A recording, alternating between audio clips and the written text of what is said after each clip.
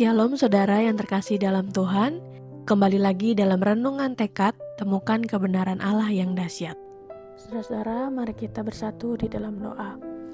Bapa yang baik, hari ini kami bersyukur dan berterima kasih karena hari ini Engkau kembali memanggil kami untuk datang kepadamu. Sebelum kami membaca firman-Mu, mampukan kami untuk meninggalkan segala beban, kesibukan, dan pikiran yang mengganggu, supaya hati kami sungguh tertuju kepadamu. Biarlah Roh Kudus boleh membuka pengertian setiap kami untuk memahami setiap kebenaran firman-Mu. Bentuklah hati dan hidup kami melalui persekutuan ini, sehingga kami semakin mengasihi-Mu dan hidup sesuai dengan kehendak-Mu. Inilah doa kami, hanya di dalam nama Tuhan Yesus kami berdoa. Amin. Renungan hari ini terambil di dalam Ulangan 6 ayat yang kelima. Demikian bunyi firman Tuhan, "Kasihilah Tuhan Allahmu dengan segenap hatimu, dan dengan segenap jiwamu, dan dengan segenap kekuatanmu." Saudara-saudara, anak-anak mengenal kasih orang tua bukan hanya karena orang tua terus-menerus berkata, "Aku mengasihimu," tetapi juga ketika kasih itu diwujudkan dalam bentuk perhatian, waktu, pengorbanan, dan teladan setiap hari.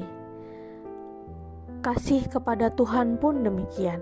Kasih kepadanya bukan sekedar perasaan yang muncul saat beribadah atau doa yang diucapkan pada hari Minggu, tetapi juga kasih terlihat dalam cara kita menjalani kehidupan setiap hari.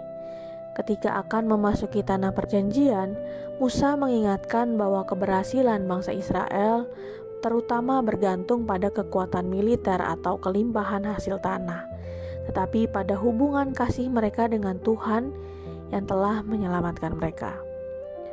Ulangan 6 menjadi salah satu bagian terpenting dalam perjanjian lama.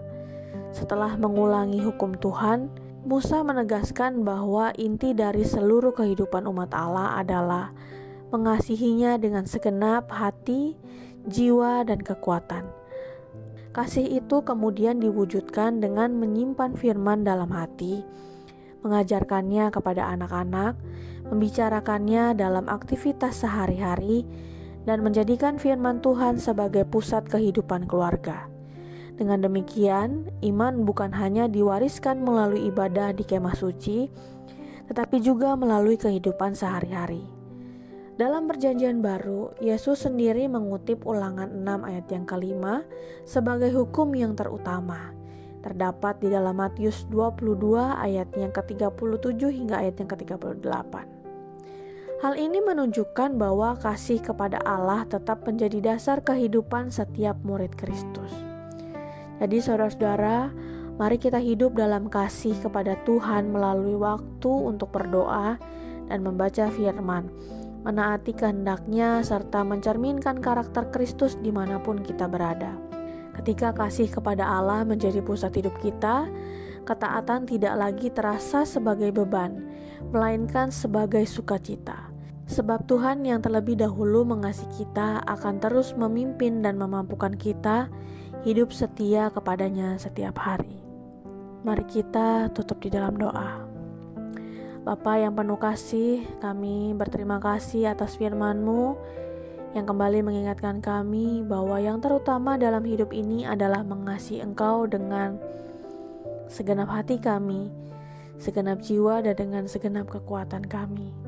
Ampunilah kami Tuhan jika seringkali kasih kami ini kepadamu menjadi dingin atau hanya terlihat melalui perkataan. Tuhan, bentuklah hati kami agar semakin mengenal kasih-Mu, sehingga kami rindu hidup dekat dengan-Mu dan menjadikan Engkau pusat dari setiap keputusan serta langkah hidup kami. Tuhan Yesus, mampukan kami juga untuk membuktikan kasih kami kepadamu melalui ketaatan, kesetiaan, dan kehidupan yang memuliakan nama-Mu. Tolong kami Tuhan untuk setia membaca firman, berdoa, dan melakukan kehendak-Mu setiap hari. Kiranya Roh Kudus terus menuntun kami, agar kami serupa dengan Kristus dan tetap hidup dalam kasih-Mu sampai akhir hidup kami.